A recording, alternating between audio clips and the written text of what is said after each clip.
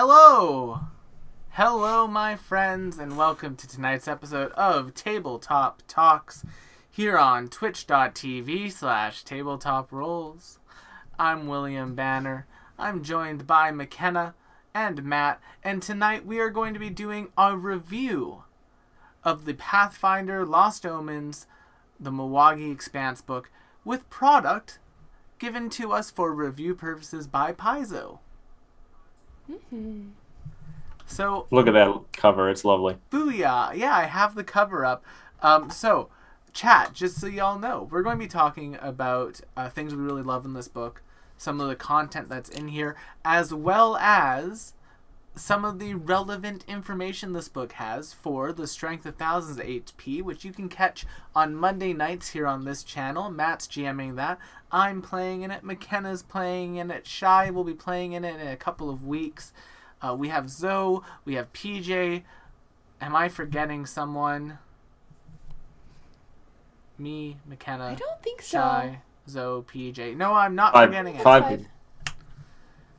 You know, sometimes I just worry, but Just do a head count. yep, just do a head count. We'll come up with an acronym or a pneumatic device. It's Matt the cat, the dog, the frog, and the bat. Exactly. And Zoe and Shy. So we're like making Spider-Man's Rogues Gallery because it's all animal based. Oh, exactly. The vulture, Dr. Octopus, the rhino. But yeah, so that's what we're Weird. doing tonight. We're chatting about the book. I'm going to be chatting about some of the mechanical stuff. And then tomorrow, there's going to be another thing on this channel.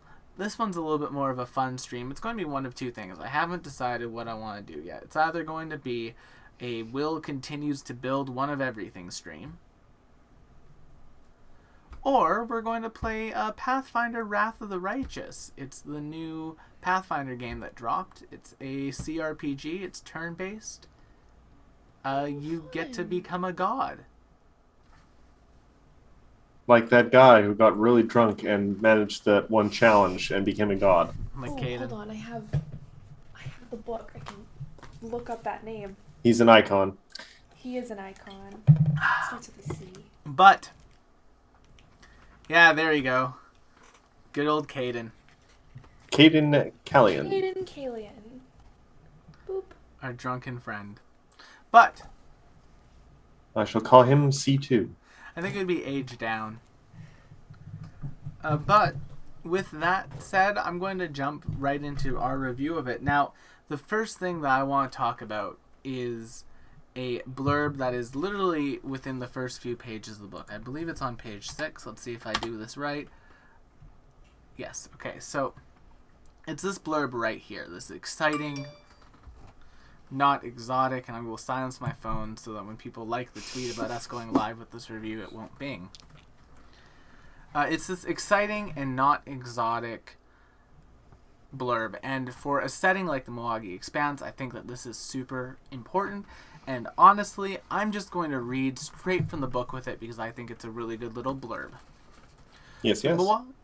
The Mawangi Expanse and its people, its places, its flora, fauna, and land are largely not new. People have thrived in this space for eons before your adventuring party will. They will continue to after. As creators, players, and game masters, we visit someone's home, not simply a backdrop. The experiences that player characters have and non-player characters express in this part of the world, like any other, will almost certainly be strange. But what is new to us outside of the game has been a long part of Galarian in fiction. The Mawangi Expanse has always been home to someone, and we, the people outside of Galarian's fiction, are the aliens getting to know the place together. Like anywhere else in the world, treat the homes of others well, even when those other people are your own characters. The fictions will paint in their spaces, reflect and pull from real people and places, and your exotic is someone else's existence. And I think that's a great beginning to a blurb, because for any sort of setting book like this, I think it's really important to remember that. Yes. There are especially so many. because it is. There are so many like just incredibly interesting, incredibly cool bits of info in this book. I could do I probably will do a section in this review where I just talk about cool campaign and like cool adventure ideas I came up with while reading it. But with that little blurb read and the first sort of glowing highlight made, let's just start talking about some of the stuff we really liked in the book. McKenna, Matt, either of you would like to start with that? You can. Sure. My favorite chunk was Nantambu, personally. It was Nantambu and the Blood Cove that both stuck out to me quite a bit.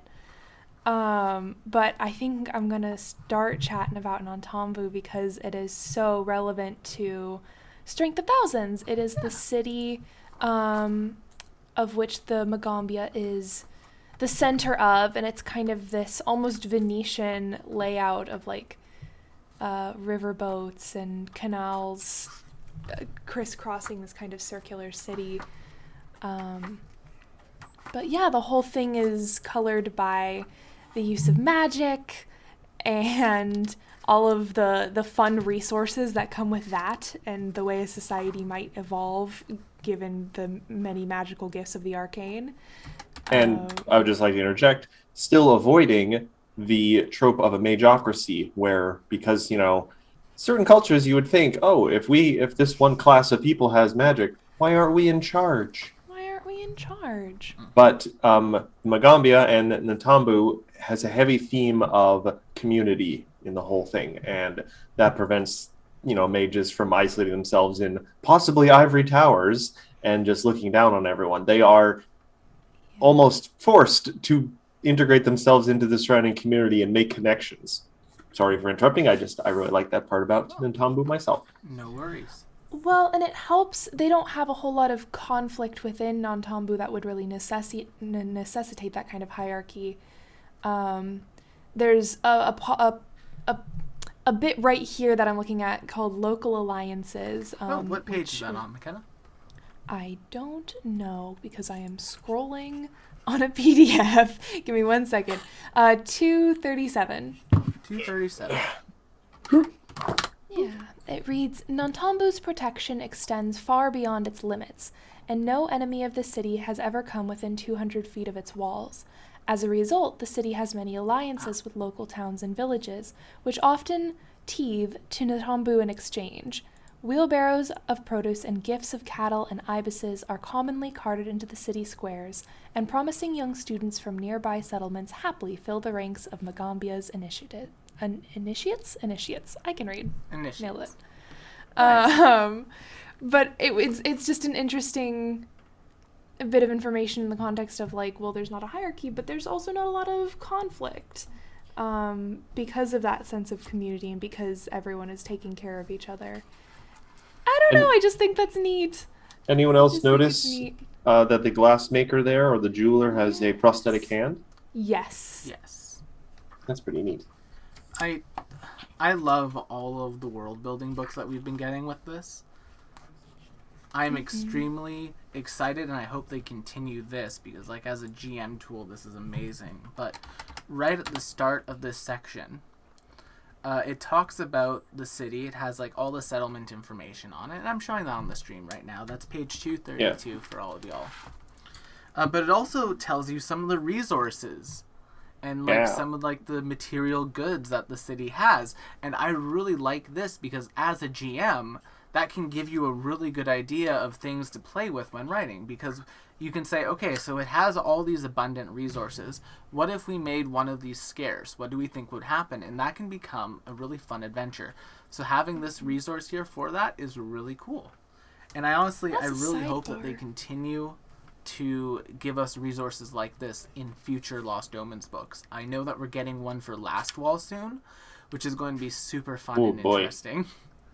Yeah, that one got revealed a couple weeks ago.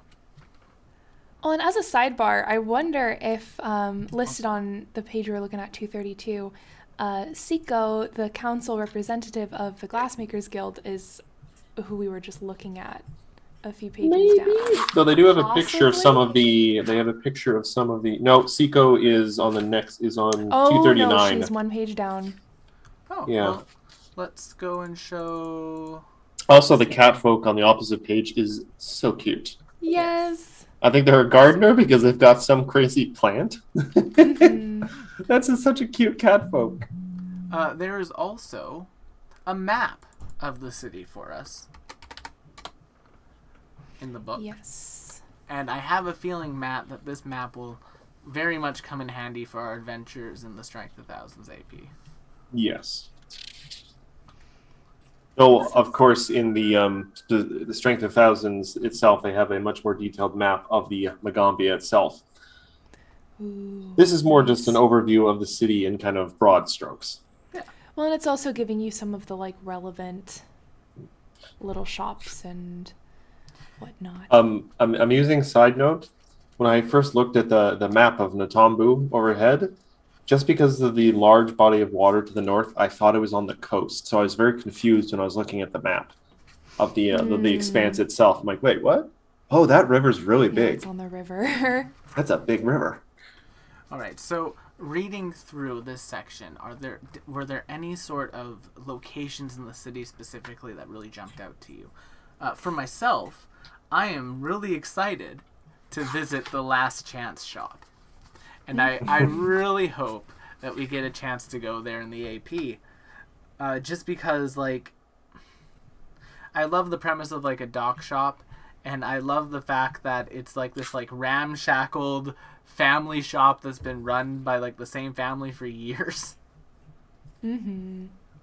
It buys low and sells high, but sometimes it's the only option.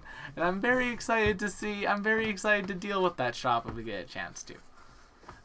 I was looking at Oba's Wondrous Creatures. That's the first thing that drew my eye was who is Oba, and I need to see her collection of magical animals. I need to see her menagerie because it just Maybe a field it trip. just sounds like fun. Yeah, Maybe a field trip. Field trip may be in order.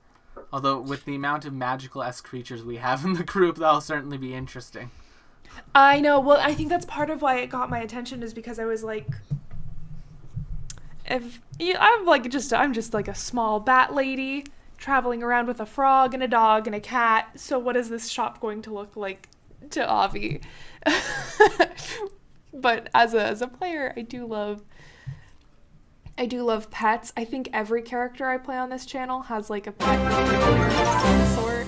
Well, maybe they follow the same kind of rules that Morden from Mass Effect followed. Never any experimentation on species that can perform algebra. Oof. So if you can do algebra, you don't That count means as that a they pet. could experiment on me. You're capable of doing algebra. No, You're just not good at I it. need you to know that I am not capable of doing algebra. Well, I then went to a college. I saw that the college that I wanted to go to did not offer any math classes, and I was like, yes, that is the school I mean, for me. I wish you had told me that sooner, McKenna. Now the entire party's going to die in like the second session. You need algebra. All right, but Matt. There's a timed death trap. I got an hourglass and everything. You know, I managed to do a little bit of it. It was not algebra, it was geometry for Nimbus with airwalk, because I needed to calculate the hypotenuse of a right triangle, knowing that the hypotenuse was 30 feet. Except for now I need to recalculate it because her movement speed is 35. See, you're already doing better than me because I honestly couldn't tell you what algebra is. Neither could I, but that's geometry. All right, but getting back on the topic. Yes. Matt. Just on the subject, Will, that you were mentioning, you just think it would be really neat to go to that location. I think the black-crowned crane just screams story threads. It's this very interesting bar that was the ownership was changed over and it was closed for a week and then just opened with crazy renovations and no one knows what exactly happened. Like no one saw anyone go in. There's like dark rumors about the place. It just screams there is something going on here that is waiting for someone to discover. Plus, it just sounds like the name. I just like the black crowned crane. And that's just pretty cool. Yeah, that could be a very fun. That could be a very fun, once again, hub for locations. I want to read a bit here. Yeah. An adventurer in her youth, the owner, Abele returned to Nantambu after more than a decade with multiple chest-laden pack horses in tow. She refused to open the chests or say what was in them, and locked herself in her family home for 12 days upon her arrival. Once she emerged, she threw herself into attending theater performances and sampling every high-end restaurant in Nantambu. After a few weeks, she favored the black-crowned crane and decided to purchase it. The previous owner wouldn't say what she paid for it, but he seemed content with whatever arrangement they agreed on and happily retired. See, What is in those chests? Well, and this that is a really interesting character is thing. listed. Because with Pathfinder, one of the rules that they've been giving their writers, and this has been said in a number of interviews with people, so one of the rules that they've been giving their writers is for every mystery that you solve in the world, you need to create 2 more. And I was like, that's a really nice thing. So we might learn, that could be a really cool society quest right there. I mean, it could come up in Strength of Thousands. I haven't read that far ahead, and this is in Ntambu, so it's right in your backyard. Well, she must be very relevant because Abele is listed as one of the 4 main NPCs on the very first page of Nantambu alongside all of the other stats about the city, and she's named as an influential socialite, which in my mind I was like, oh cool, so she's like an influencer. Oh God. She's getting brand deals. Oh boy. Yeah. All right, so that's Nantambu. Yes. Matt, let's talk about you. Did any of the other locations really stick out to you while reading through the book? Well, I did want to bring up one thing, and it does sort of tie into a location because it's a specific ancestry in the book that I just really like, because this is, I think, a very interesting take on a very long-standing ancestry in fantasy and in Pathfinders. I want to talk about them, and we're going to probably mispronounce a few names here tonight, but I'm going to try. The Matangi. Essentially, you can summarize them as demon-hunting orcs. Yes. A large group of orcs that migrated into the area ages ago and had a rather bloody kind of history with fiends and demons when they arrived, and eventually it became part of their culture, opposing demons and hunting them. And opposed to what you see in a lot of media where orcs are kind of mistrusted and they're just brutes and often outcasts or hired muscle for criminals, the Matangi are well respected for 99% of the groups in the Expanse, opposed to with one that they have ties to demons and fiends, as people who oppose evil, essentially, and they make a big point. They might be setting up a lot of half-orc players, but they make a point that the Matangi are very interested in political marriages, that they're very interested in building relations with other groups. They have an entire section, they have this interesting city where they live. I can't remember the name off the top of my head. Hold on a sec. Where is it?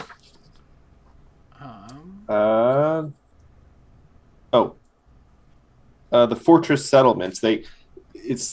Their settlements are essentially different walled sections of a bigger fortress. All their settlements are fortresses that almost are part of a larger fortress. And one entire section is kind of a community of half-orcs, which they're very fond of their kind of half-orc population, because they're signs of good and successful political marriages, and they're often the people who can become scholars and wizards and stuff.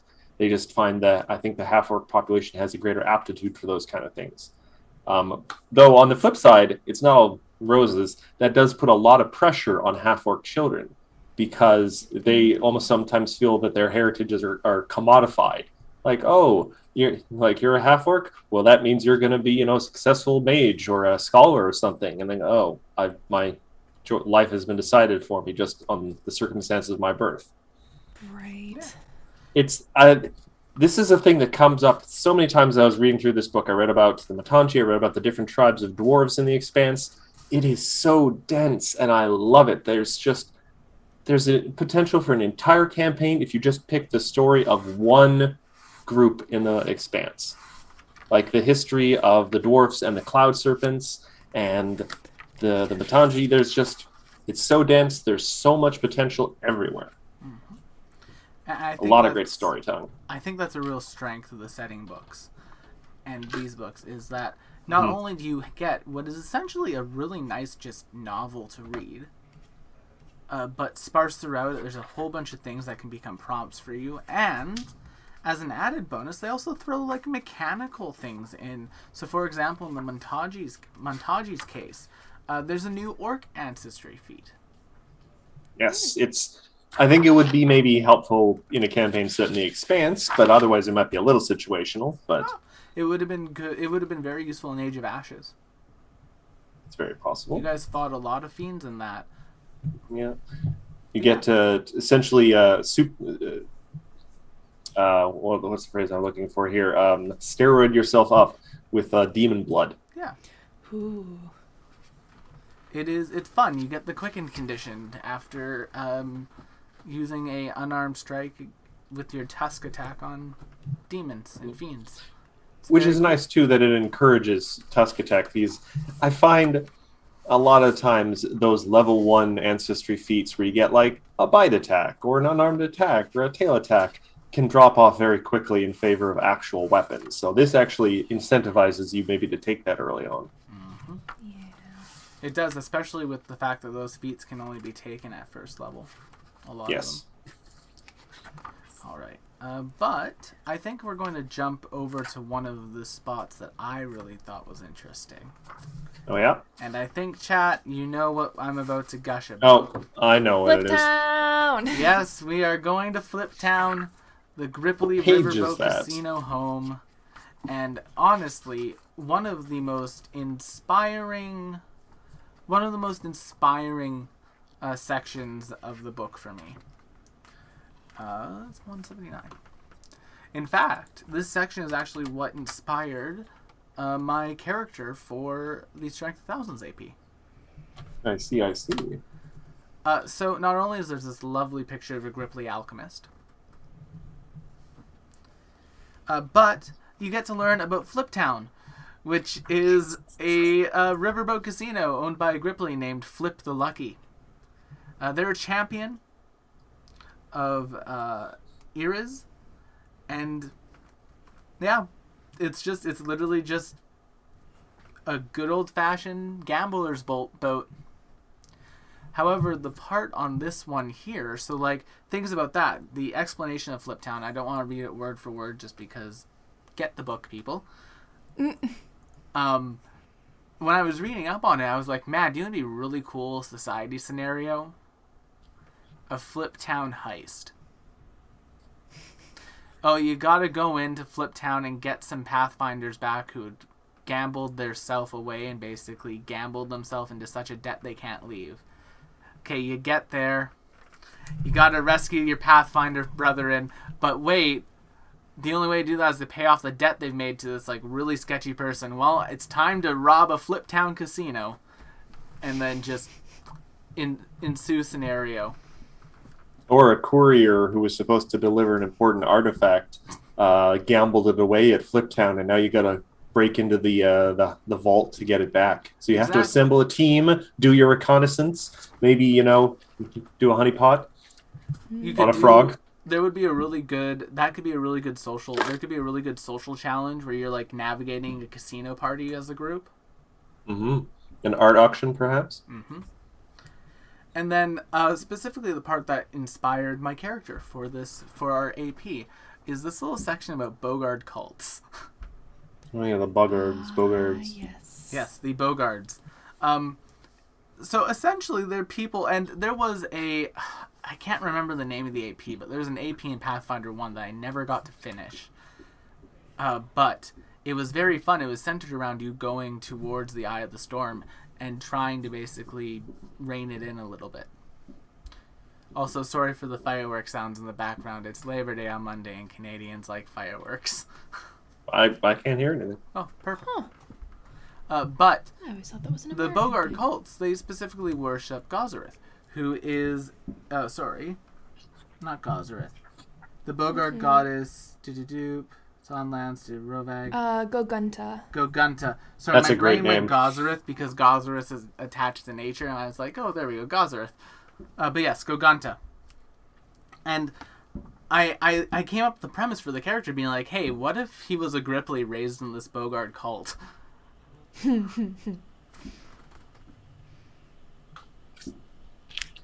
And like, Spoiler warning. I mean, nah, it's not really a spoiler, it's backstory. What if he was a Gripply raised in this Bogard cult who was just like, this cult's kind of evil. And it's like, I want to go and protect people. That's what I want to do. I've done some bad things because, I grew up in a cult. I've done some bad things, but I realize they're bad now, and I want to kind of go make up for it by becoming a protector of the Expanse. And that's the character's backstory. You mean you want your Eidolon to go protect people while you hide? Ooh. I Deep I cut. Did not, I helped break down a door. It took all of 30 seconds for you to put your Eidolon I know, I'm so disappointed in myself. I made a promise to myself that I wouldn't treat my Eidolon in PF2 like I did in PF1, and it took a whole 7 minutes for me to break that promise to myself. Yeah. But yeah, and like the Sodden lands in general are just like a fun spot for me. I mean, an eternal hurricane. Yeah, basically. Oh, Alright, but now we've talked about some of the location stuffs. I'm going to kind of... Oh, go ahead, Matt. I just wanted to point out, does the alchemist there have a tiny dark steel colossus? He does. It's an like adamantium golem. It's like a little action figure. Oh yeah, now you mentioned adamantium golem. That's Yep. adorable. You guys skipped that encounter in Age of Ashes. Oh, thank You God. you took the left path instead of the right, and you skipped that encounter. I mean, I don't think any of us had an adamantine weapon, so that's good. Yeah. But yeah, now we've talked about some of like the locationary stuff that we thought was really awesome. And let me tell y'all, there is a lot more in the book that is really awesome location-wise. I want to gush a little bit about things mechanically in this book. Sure. Specifically, I want to talk about how every single ancestry in this book is very well designed and is very easily like attached to like building cool characters with. Request elaboration. Yes, exactly. So like, for example, the Adani, right? They are really optimized for druids. It's really obvious that they're really optimized for druids. And like a person playing for the first time says, I want to be a druid. They could say, they could see this ancestry and be like, oh, this is a really cool druid idea. I'm going to be a druid who summons spiders. Oh boy. When you say people, Will, you mean you. Yes. Yes. Upon seeing the Adani, the first thing that came to my head was Arachnomancer. Druid Arachnomancer. Then there is the Konarasu, who are essentially Aeon Stones given sentience. They get Which is that's got to be one of the wildest playable characters things they've come up with. Admittedly, it's rare. So, well, it's still very cool. Yeah. But for that one, they get a boost to Con and Wisdom. So for me, that immediately screams War Cleric. Because I've been trying to figure out like a good way to optimize that version of the cleric for a while. I have a bad habit of only playing cloistered clerics. Interesting.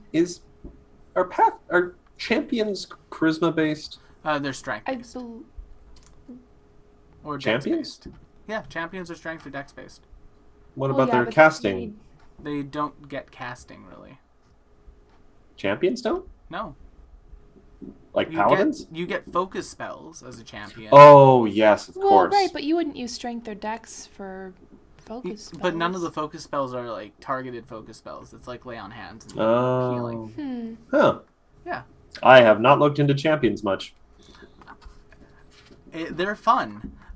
Then, of course, we have Knowles, and I'll let Matt talk about the really fun character idea that came to their mind when reading through the Knoll, because I think it's an amazing character. I mentioned this previously on a stream, but I don't know.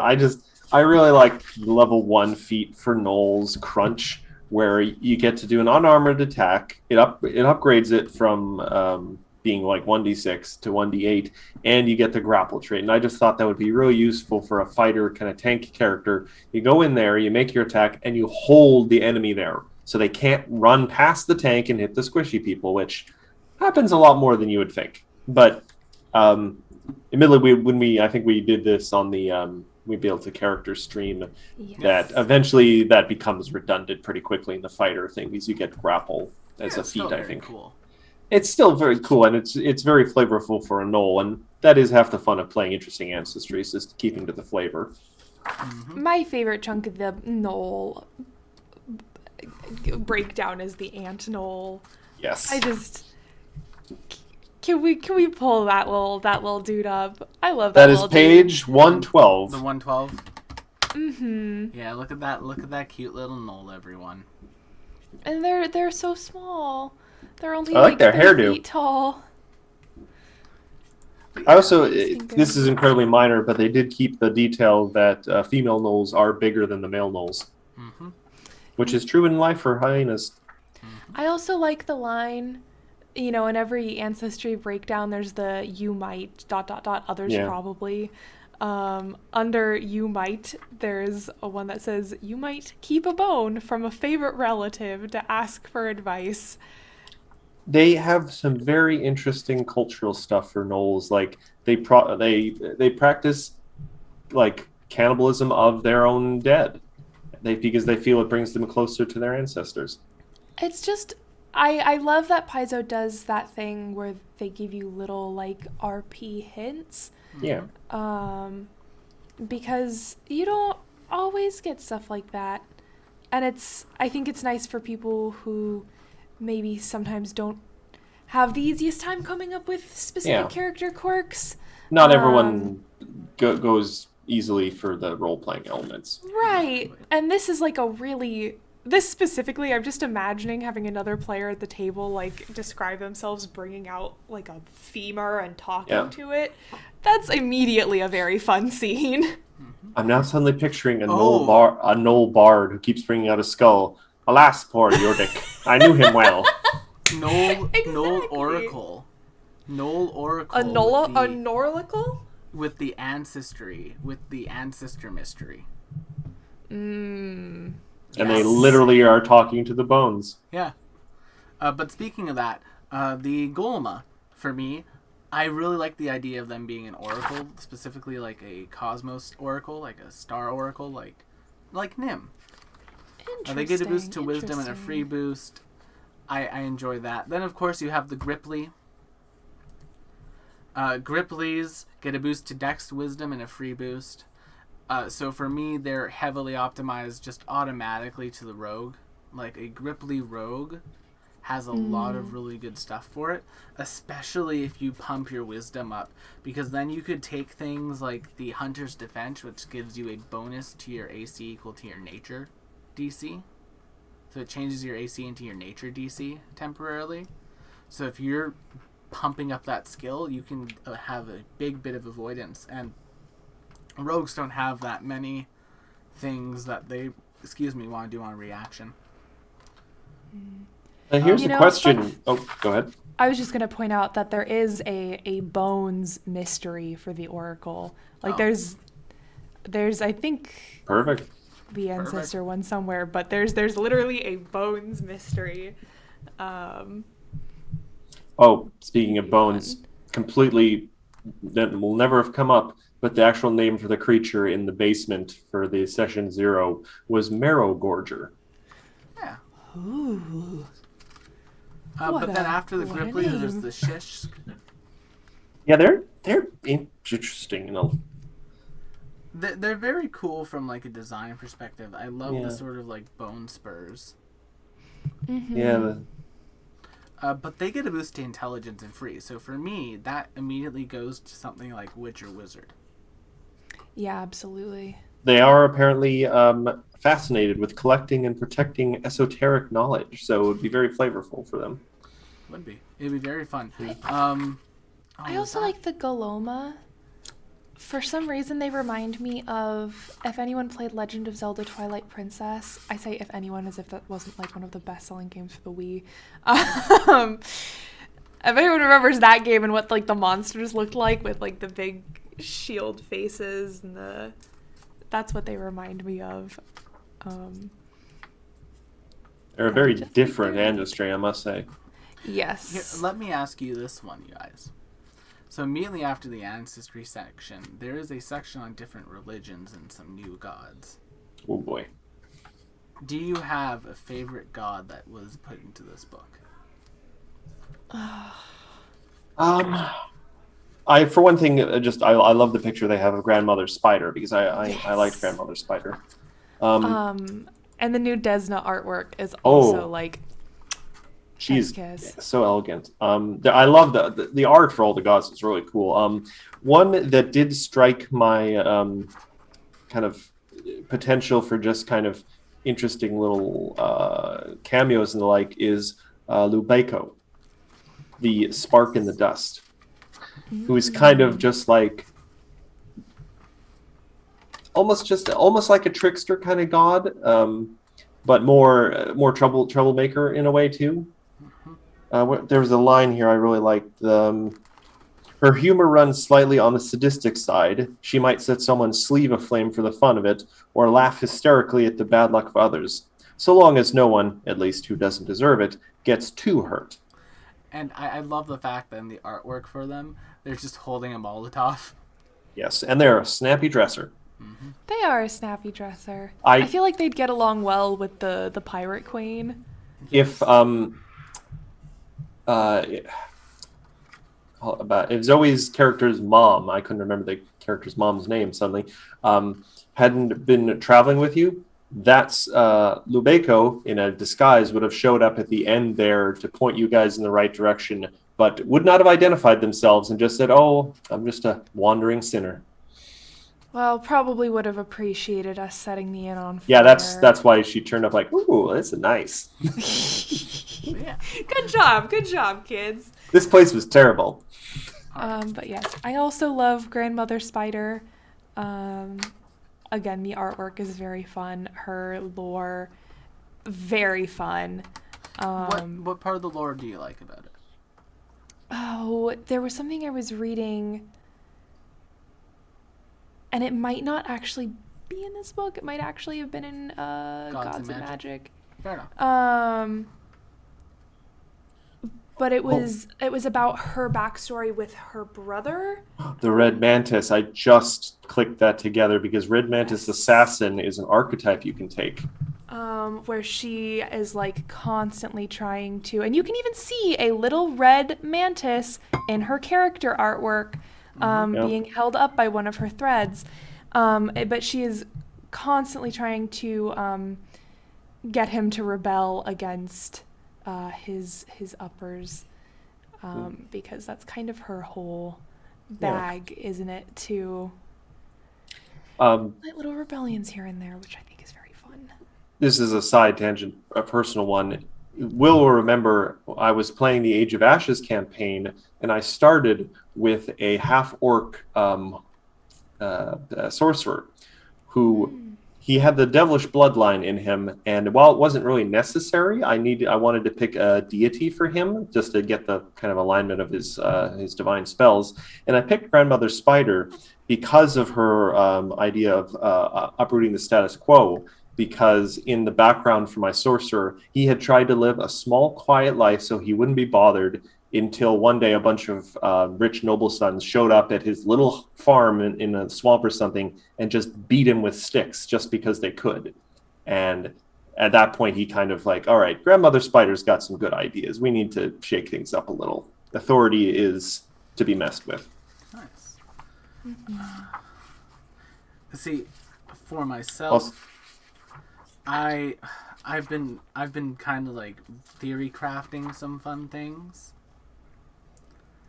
Specifically, Uvuku, the diamond ring. Oh, he's really cool looking.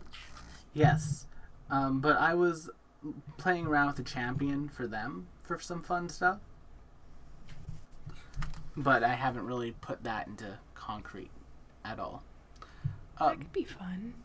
But Matt, I think this is a good time for us to begin talking about some of the parts in the book that you think are very good primers, I guess would be the best word, for the Strength of Thousands AP that we'll be playing on Monday nights here on this channel. You can check that out. Don't forget to follow if you want to see it. Can you be a little bit more specific what you mean there, Will? The parts of the Expanse book that you wanted to talk about that were relevant to the AP.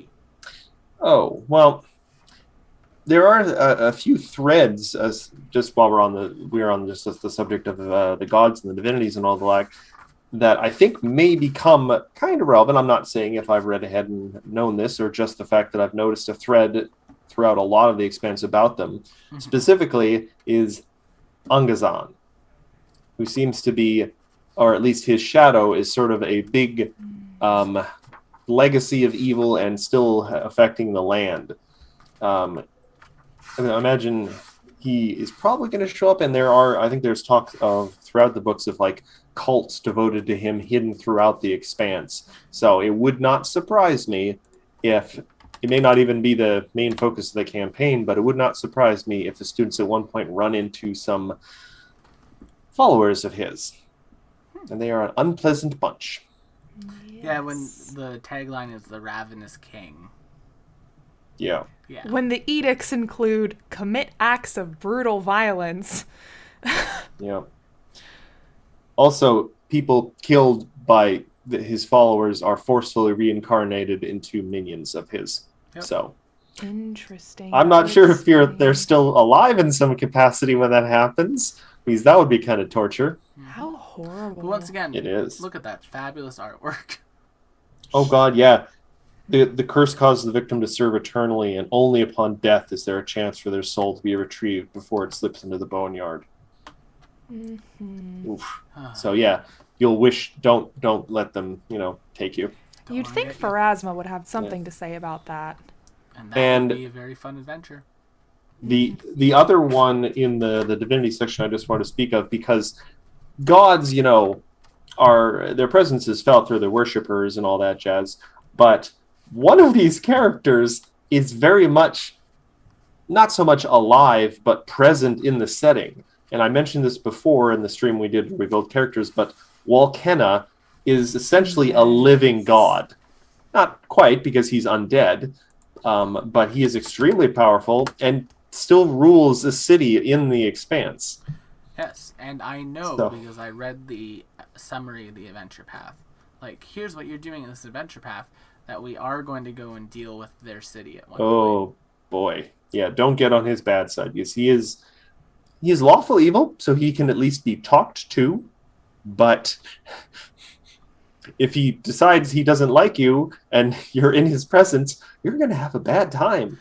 He's also very isolationist. He is. You'll have just getting into the city probably will be hard enough. Mm-hmm. But I just think his whole story is kind of interesting, where he was like the last mummified royalty of the city that was seemingly lost for a time, but they found him, and then he kind of came back to life and repelled an invasion of the city, and he's like, all right, I'm running this show now. My city now. Yep. All right. Though I do like the fact that despite being a lawful evil divinity, his domains include family, freedom. Which I feel like it fits the vibe of them very well. Yeah. Yeah. I mean, of all the evils you got to pick, lawful evil is probably the best, because at least you can sometimes count on their behavior. Right, like at least you know how they're going to be evil.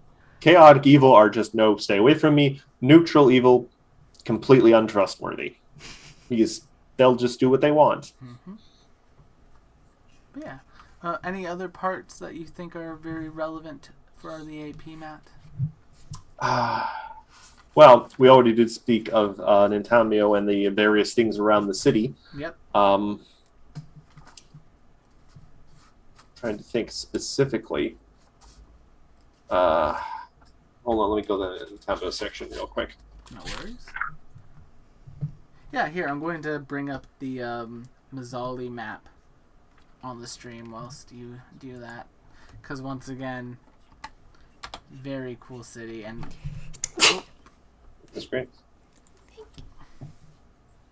The Well of the Moon. Interesting. And like you can just see the artwork that is split between 2 pages, mind you. But it is...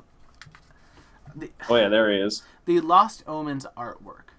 The artwork for Pathfinder 2e in general has been so on point. Yes. Like, there's, speaking of the city artwork, I tried to replicate some of its coolness in my intro for the campaign, but there's like a 2-page, half-page spread of just a view of the city in Natambu. Mm-hmm. That's just gorgeous. The architecture is neat. There's so much lovely, but not overbearing kind of decoration and stuff. They've got the lovely like glass doors and stuff, and the paints on the walls. Yeah. It's a minor detail, but I love the fact that there's so much glass work in the city. Yes. Yeah. It's interesting that you point that out because I hadn't noticed how present it was in a lot of the artwork. It comes back to your Venetian kind of comparison.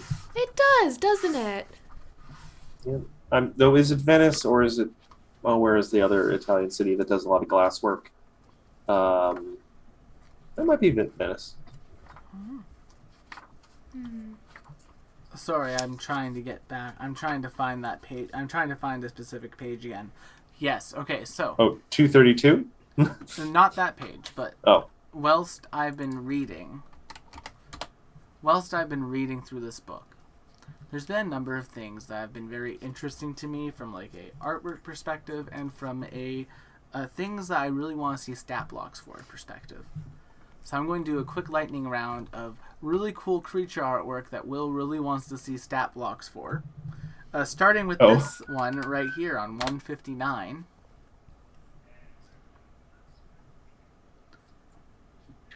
Ooh. 169. I know it's kind of a god, but the Elder of Divinity, yeah. I would love to see a stat block for this creature, just because I think that'd be a very interesting fight. Though, if you're talking about interesting fights, Will, and stat blocks, go 1 page back to 158, which is terrifying. What, the giant mosquito? It's technically a dragon, or firefly. Yeah. But yeah, it's huge and it's got giant fangs, and it is terrifying to me because gigantic insects worry me. As someone who is frequently terrorized by mosquitoes whenever they go to any place with a somewhat tropical climate, that thing does not appeal to me. Oh god, and it's one of those gods that demands sacrifices. Well, blood sacrifices for the blood-sucking Oh, insect and does not surprise me. its domains are destruction, indulgence, nightmare, and swarm. Yep. Wow, yeah. That My inner Desnan does not approve. Well, good news, guys. If we ever go to this location in the campaign, I will do my best to transfer my terror to you. There will be chittering sounds and unnatural head motions. Speaking of locations, I desperately a want to go vampire to. bat, but maybe she will pretend to be a vampire bat for clout. Also, completely also kind of random, but another wonderful little flavor bit I loved that's just in a side panel. It's just there, and you think this would be a bigger thing. The Hungry School. The Hungry School is a terrifying column of dull red driver ants 60 feet across and 300 feet long that ranges across the western Mawangi jungle, never staying in one place for too long. When they travel, ripples of motion and color move across the column, forming words in an antique dialect of Mawangi. The messages formed by the ants' bodies are lessons of sinister magic and secret history, and a dire, nihilistic philosophy preaching only infinite want. Twice, the Hungry School has been burned and killed, but it always returns. The hungry school is typically followed by several eager students who dutifully scribe each lesson and argue each point of philosophy. The school protects its pupils, and though it never communicates directly, its lessons are oddly relevant to their needs. These students often go on to become some of the most feared witches of the jungle, accompanied by enormous ants with bodies the color of dried blood. Hey, McKenna, you remember your character had that one ant that no one liked and then disappeared one day? She went to college. Evil Ant College. Evil Ant College. Also, that description of that insanity, that could be the basis of an entire adventure. Maybe not a campaign, but an Honestly. adventure. And that's a side thing. That's a footnote in the side panel of a page. Well, I This think book has so much in it. I think that brings us to like a really good segue there of like when we were reading this book, did some adventures come to mind? Because for me, many adventures, and McKenna, I realize that you'll probably be less involved in this section just because you are player Not only. a DM. She has an imagination. I'll DM eventually. The urge is starting to hit me, but it's frightening and it scares me. I don't know how y'all do it on a regular basis. Oh god, yeah, this is the Lots of jungle caffeine. in the center. Oh boy. But for me, one location that just screams, "Oh, I want to go on a quest and explore this place," is the ruins of Ko. Yes. Come over to the DM side. We have snacks. But the reasoning that the ruins of Ko have come into me is because of the fields of glass, which are pooled remains of the city's many crystalline structures, and the artwork that they show for this section is just so beautiful. Oh Like, god. That is a stained glassed monster. It almost looks like a Zorn. Yeah, a little It bit. kind And of does, doesn't it? then you got the lovely little locations here. But I would love to go explore these ruins in a society quest. There's a lovely disease called crystal corruption here. Yeah, it's an actual curse you can get. Yeah. Mm-hmm.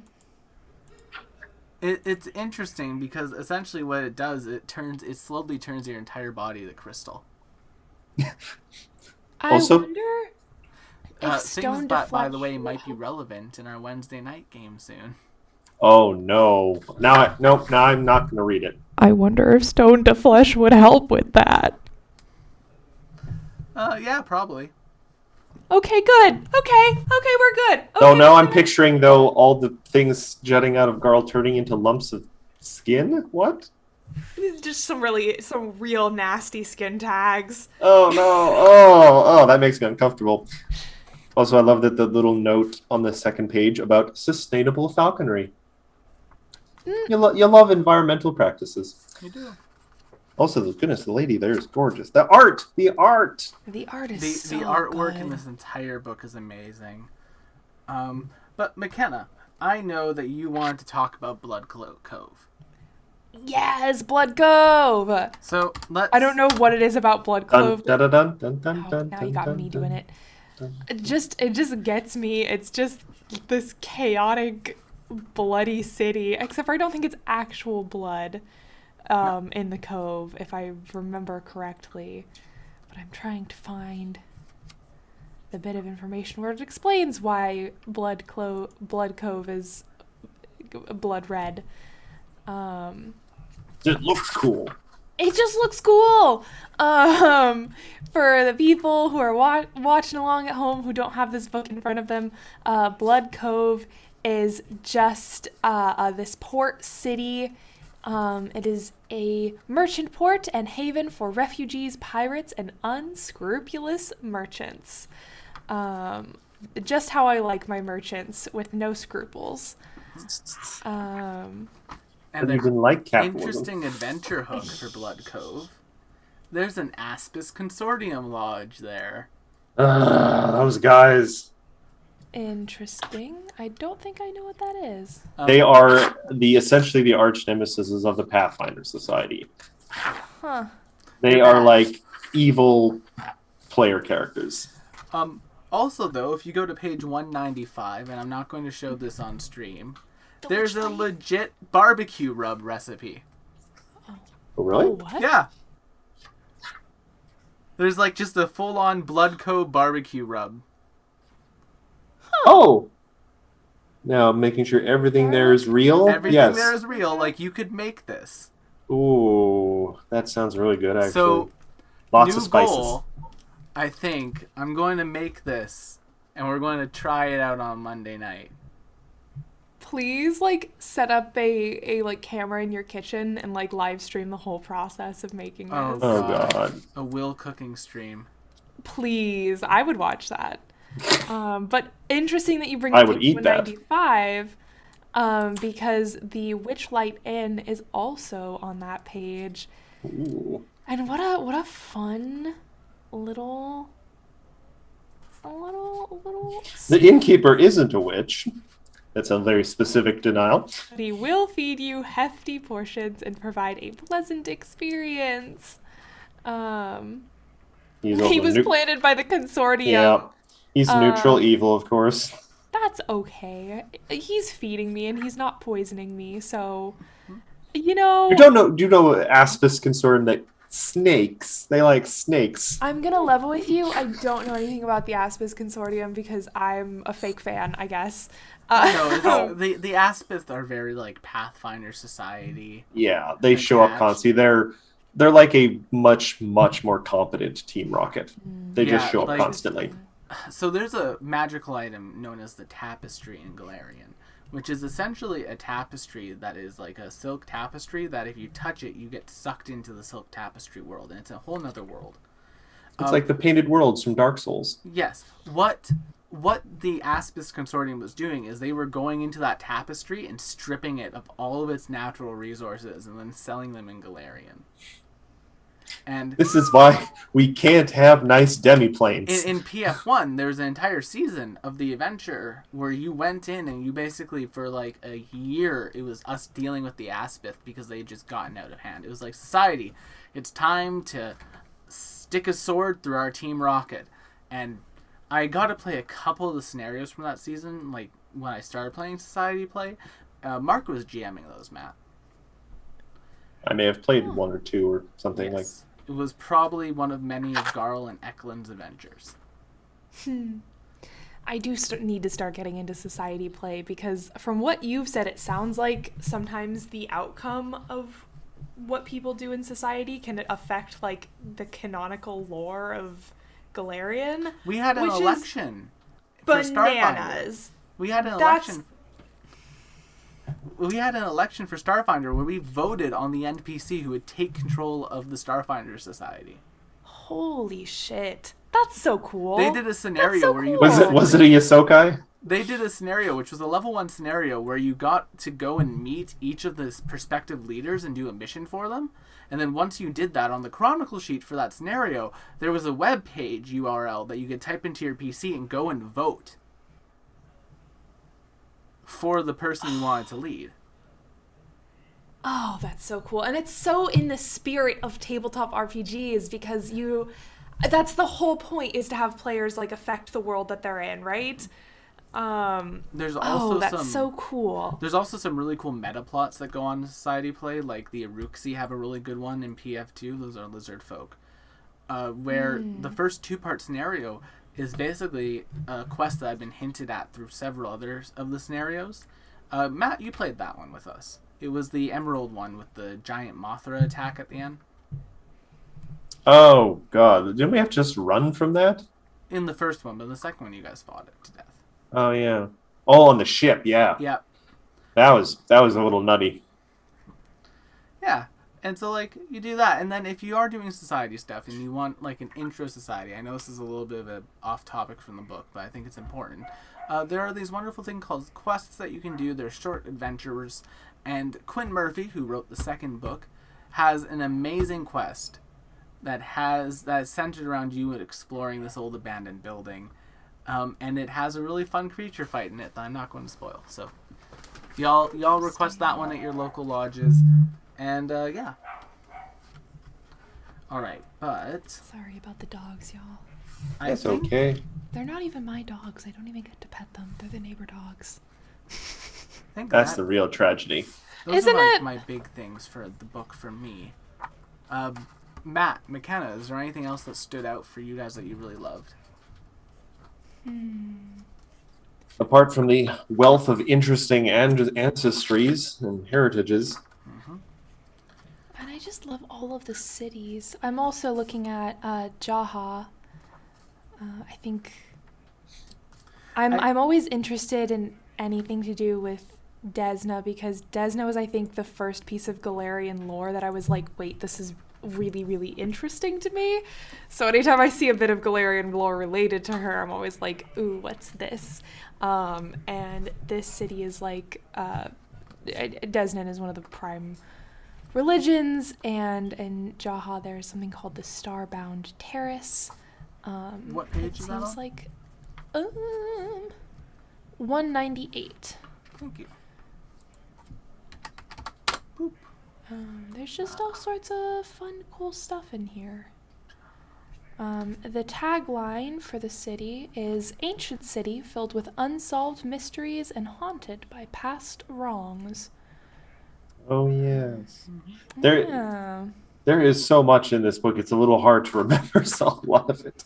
Yeah. So that's the nice thing about the taglines, is that it gives you like a, oh right, that's what this one is. But yeah. So I guess now, final closing thoughts are in order. For myself, this book is by far the best setting book and best Lost Omens book that has been produced so far. It has an excellent combination of lore-relevant information, GM adventure ideas, world information, and fun world building, as well as mechanical things that players can use. So, definitely like a 9 out of 10. Buy this book immediately.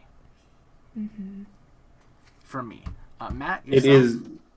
I would just very much concur that for us, any like just aspiring DMs, this book can provide inspiration for potentially years of content.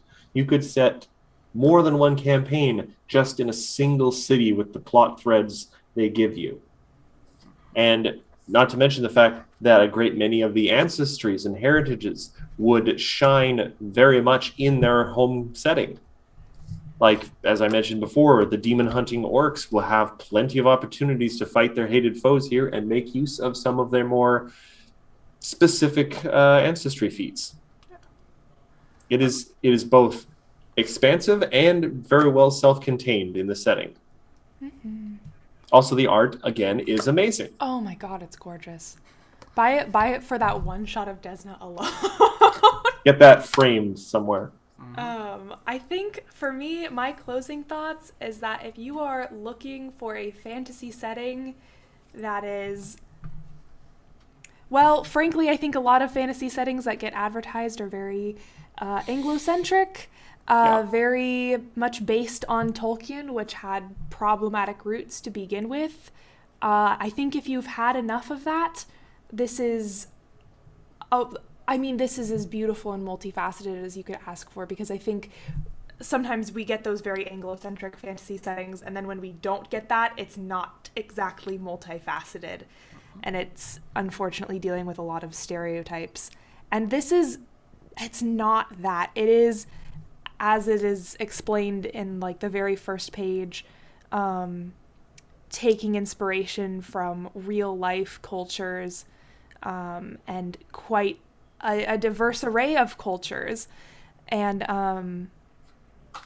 I think there's something to be said for that, and how exciting and how wonderful that can be when you look outside the traditional fantasy bubble. So if you're looking for something that is not traditional fantasy bubble, this is a fantastic option. I thought a way of putting it, I just thought of, this is not downloadable DLC. This is its whole own game practically. Yes, I agree. This book makes me so excited to one day hopefully get a Tian book with the same level of Oh, detail. dang. That would be amazing. Please, Paizo. There's so much I Tian really lore hope sprinkled throughout if things. you all if you I implore you to continue releasing books that are specific to one area, like this book, like the Mawangi Expanse book, because I will buy every single one of them. Because not only are they amazing resources to have as a GM, player, storyteller, anything, they're also just amazing reads and always incredibly well done. But with that said, everyone, thank you so much for coming to our first review of a book that we've ever done. I hope that was enjoyable. This will be up on YouTube shortly, not tonight, but probably within the week. Otherwise, don't forget to check out our many other shows here on the channel. For example, on Monday night, we are beginning our journey through the Strength of Thousands AP proper. Now we have everything ironed out. We're going to be posting more art spoilers and things as we get them. As I make them. And eventually even posting the animated intro spoiler early, so keep an eye on our Twitter for that. Don't forget to follow us here on Twitch if you haven't already. Follow us on TikTok, where I try to make fun content from time to time. And check out the other shows we have on the channel, like the League of Amazing Adventurers on Wednesday, the Calling Chronicle on Friday, and our tabletop talk show, which we do every Saturday, which is normally in this one. Who knows? Next week we might talk about Secrets of Magic. Stick around and you'll find out. So thank you all so much for coming. And I'm going to quickly, just because why not, we might as well go raid someone. If some people I know are online, I'm going to check that. Absolutely. No one I really know is online. So we're just going to end it here. Thank you all so much for coming tonight. Don't forget to check out our other shows, and we will see you all on the next one. Bye-bye! Bye-bye. Bye, guys.